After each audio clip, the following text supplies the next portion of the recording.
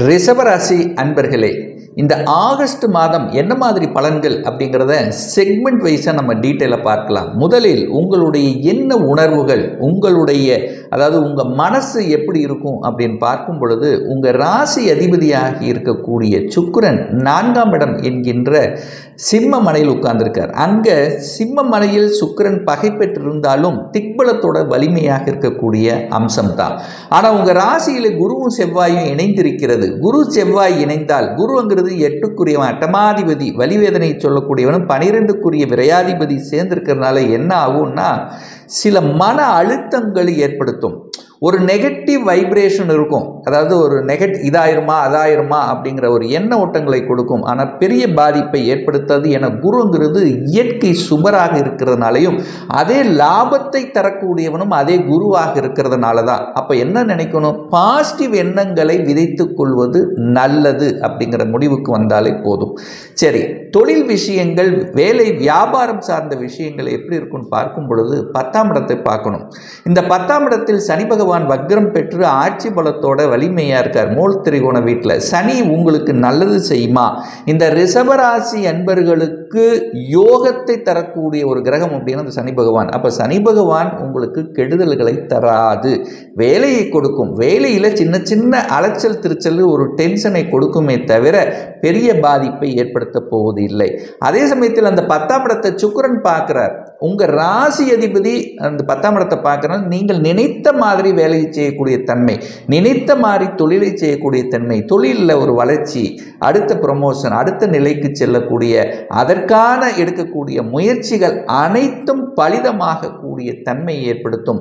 அப்போ இரும்பு சம்பந்தப்பட்ட துறையில் இருக்கின்றவர்கள், அதே சமயத்தில் அழுக்கு சம்பந்தப்பட்ட, அதாவது அந்த சனி அப்படிங்கிறது இந்த பெட்ரோல் துறை சம்பந்தப்பட்ட இருக்கிறவங்களுக்கெல்லாம் ஒரு நல்ல ஒரு உயர்வை தரக்கூடிய அம்சத்தில் இருக்குது. வேலை இழந்தவர்கள், திடீர்னு வேலை போயிடுச்சு, ஸோ இந்த மாதிரி வேலை இழந்தவர்கள், அல்லது தான் படித்த படிப்பு ஒன்று வேலை ஒன்று வேறு வேலையில் இருக்கிற அந்த மாதிரி இருக்கிறவங்கள ஒரு மாற்றத்தை கொடுக்கக்கூடிய தன்மை இருக்கும்.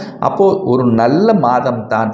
ஸோ வேலையில் சில பல மன அழுத்த ஒரு மாதிரி இருக்குமே தவிர பெரிய பாதிப்பை உங்களை ஒன்றும் கொடுக்க போவது இல்லை. சரி, அடுத்து திருமணம் சார்ந்த சுப காரியங்கள் நடக்குமா அப்படின்னு கேட்டிங்கன்னா, நம்ம வீட்டில் ஒரு நல்லது நடக்குமா அப்படின்னு கேட்டிங்கன்னா, நல்லது நடக்கக்கூடிய நல்ல மாதம். ஏன் சொல்கிறேன் அப்படின்னா, இதுவரைக்கும் இந்த குரு பகவான் 12ல் இருந்தார், குரு பலன் இல்லை. இப்போது 7ஆம் திருமணத்துக்கு ஸ்தானம் என்னன்னா 7ஆம் அதிபதி அல்லவா? அந்த 7ஆம் அதிபதி உங்கள் ராசியிலேயே அமர்ந்து கொண்டு 7ஆம் இடத்தை பார்ப்பது நல்ல அமைப்பு. அதாவது தன் வீட்டை தானே பார்க்கக்கூடிய கிரகம் அந்த வீட்டை பலப்படுத்தும் அல்லவா? அப்போ 7ஆம் இடம் என்பது களத்திரம் அல்லவா? அந்த களத்திர வீட்டை பலப்படுத்துகின்ற அமைப்பும் அந்த குருவனுடைய பார்வையும் அந்த 7ஆம் இடத்தில் பதிகின்ற காரணத்தால் சுப காரியங்களை செய்வதற்கு ஏதுவான ஒரு நல்ல மாதம் ரிஷபராசி என்பவர்களுக்கு. அப்போ கடந்த ஒரு மாதமான திருமண தடை இருந்தது, எனக்கு ஏதோ ஒரு திசை நடந்துட்டு இருக்கு, அதாவது ஒரு 6ஆம் அதிபதி திசை நடக்குது, 8ஆம் அதிபதி திசை நடக்குது, திருமணம் லேட் ஆகிட்டே இருக்கு அப்படின்னு இருந்தவர்களுக்கெல்லாம் இப்போ திருமணத்துக்கான அனைத்து விதமான தன்மைகள், சாத்தியக்கூறுகள், உங்களுக்கு பிடித்த வரன் கிடைக்கக்கூடிய தன்மை, உங்கள் மனசில் என்ன மாதிரி நினச்சிட்டு இருக்கீங்களோ அந்த மாதிரியான வரன் அமையக்கூடிய தன்மை, திடீர் என்று ஃபிக்ஸ் ஆகக்கூடிய வாய்ப்புகள், சந்தர்ப்பங்கள் இருக்கிறது. 7-8 காம்பினேஷன் கிடைச்சிருந்தா அப்போ திடீர் திருமணம், திடீரென்று ஃபிக்ஸ் ஆகக்கூடிய வாய்ப்புகள் இந்த மாதம் இருக்கிறது இந்த ரிஷபராசி அன்பர்களுக்கு. சரி, சுகஸ்தானத்தை பெருக்கிக் கொள்ளக்கூடிய வாய்ப்பு இருக்கா? சுகஸ்தானம்ங்கிறது 4ஆம் இடம் தான் சுகஸ்தானம். அப்போ இந்த மாதம் 16ஆம் தேதி, அதாவது ஆகஸ்ட் 16ஆம் தேதி 4க்குரியவன் 4ஆம் இடத்திலேயே ஆட்சி பலம் பெற்று வலிமையாக கூடிய அமைப்பு. ஒரு வருடத்துக்கு ஒரு முறை தான் இந்த சூரியன் ஆட்சி பலத்தோடு வலிமையாக இருக்கிறார். அந்த வலிமை இந்த மாதம் உங்களுக்கு கிடைக்க போகிறது. அப்போ என்ன ஆகும்? தன்னம்பிக்கை பெருகும். சூரியன் என்னாலே தன்னம்பிக்கைக்குரிய கிரகம், சூரியனாலே வெளிச்சம், பவர்ஃபுல்லாக இருக்கக்கூடிய தன்மை. அப்போ தன்னம்பிக்கை கிடைக்கும், பவர்ஃபுல்லாக இருக்கக்கூடிய தன்மை, தாய் அதிகாரத்தோடு இருக்கக்கூடிய தன்மை, தாயினுடைய சொத்துக்கள் சார்ந்த விஷயங்கள் நல்லது நடக்கும், தாயினால அனுகூலம் அடையக்கூடிய ஒரு நல்ல மாதம், தாய் தகப்பன் சார்ந்த விஷயத்தில் நல்லவைகள். தாய் தகப்பன் உங்களுக்கு ஏதாவது ஒரு ரூபத்தில் நல்லது செய்யக்கூடிய தன்மை. ஒரு வீடு வாங்கணும் அப்படின்னா, ஒரு வண்டி வாங்கினா தாய் தகப்பன் வாங்கி கொடுக்கக்கூடிய, அதற்கு ஹெல்ப் பண்ணக்கூடிய அமைப்பு இந்த மாதம் உங்களுக்கு இருக்கிறது. சுக்கிரன் 4ஆம் இடத்துல இருக்கிறதுனால, வீட்டுக்கு காரகன் 4ஆம் இடத்துல இருக்கிறதுனால, 4ஆம் அதிபதி வலுப்பெற்று இருக்கிறதுனால நிச்சயமாக வண்டி நீங்கள் வாங்கக்கூடிய, அதாவது ஆசைப்பட்டு வாங்கக்கூடிய, ஒரு வருடமாகவே இந்த வாகனத்தை வாங்கணும் அப்படின்னு எங்கெங்கயோ பார்த்து வச்சிருப்பீங்களா, அது சக்சஸ் ஆகக்கூடிய நல்ல மாதம். நிலம் சார்ந்த விஷயத்திலும் அனுகூலம், ஆதாயம் கிடைக்கக்கூடிய தன்மை என செவ்வாய் குருவோடு சேர்ந்து சுபத்துவமாக இருக்கிறதுனால விவசாயத்தில் இருக்கக்கூடிய இந்த ரிஷபராசி என்பவர்களுக்கு இந்த மாதம் உங்களுக்கு லாபத்தை தரக்கூடிய அமைப்பு இருக்கு. நீங்கள் விளைவிக்கின்ற எந்த பொருளாக இருந்தாலும் அல்லது புதிய உத்தியோகத்தை, அதாவது புதிய ஸ்ட்ராட்டஜிக் முறையை பின்பற்றக்கூடிய தன்மைங்கிறது இருக்கிறது அப்படிங்கிறது சொல்வேன். அடுத்து குழந்தை சார்ந்த விஷயங்கள் திருப்திகரமாக இருக்குமா, குழந்தை பாக்கியம் இந்த மாதம் நல்லா இருக்குமா அப்படின்னு பார்த்தீங்கன்னா, 5ஆம் இடத்தை குரு பார்க்கிறார்.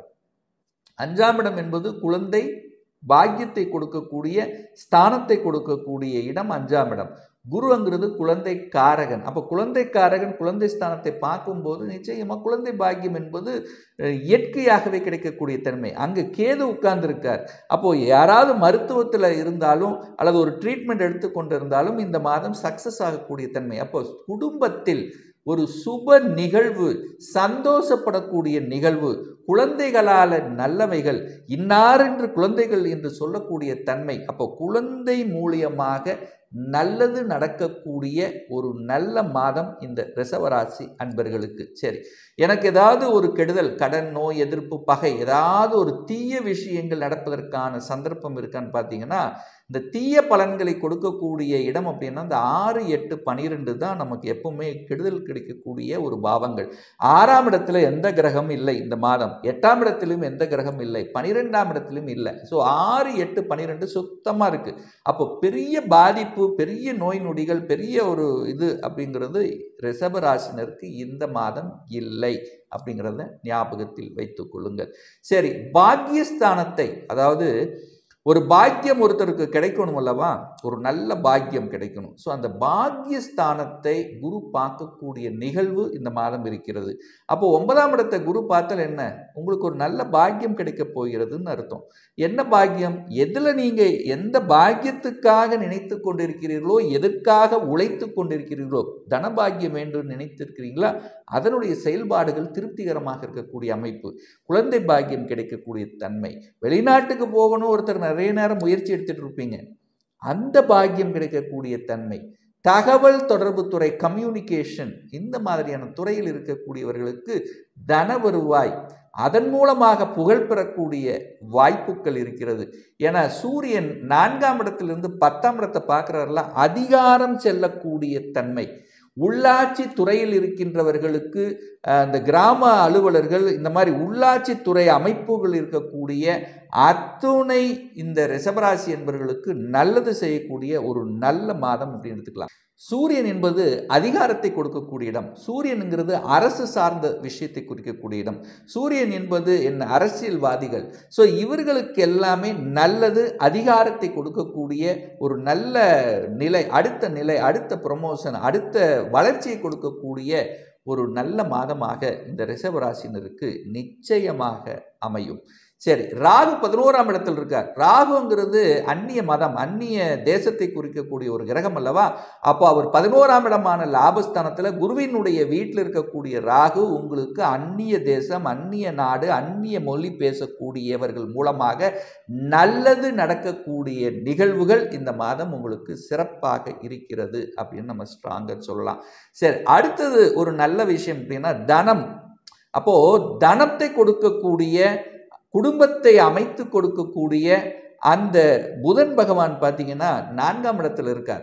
அப்போ 4ஆம் இடத்தில் அமர்ந்து கொண்டு வக்ரமாக இருக்கார். அதே சமயத்தில் 3ஆம் இடத்தில் வந்து பகையர் இருக்கார். அப்போ பண விஷயத்தில் மட்டும் கொஞ்சம் கவனமாக இருக்கணும். தேவையில்லாத செலவுக்கு போகாமல் பார்த்து கொள்வதும், உங்கள் வாக்கு எதை கொடுக்கணுமோ அதை மட்டும் கொடுத்து விட்டு இருப்பது நல்லது என்பதை நீங்கள் புரிந்து கொண்டாலே போதும். ஸோ ஒரு நல்ல தெய்வ வழிபாடு அப்படின்னு எடுத்துக்கொண்டால் இந்த ரிஷபராசி என்பவர்களுக்கு உங்கள் ராசி அதிபதியாக இருக்கக்கூடிய சுக்கிரன் இந்த மாத இறுதியில், அதாவது 25ஆம் தேதி நீசமாக அமர போகிறார்.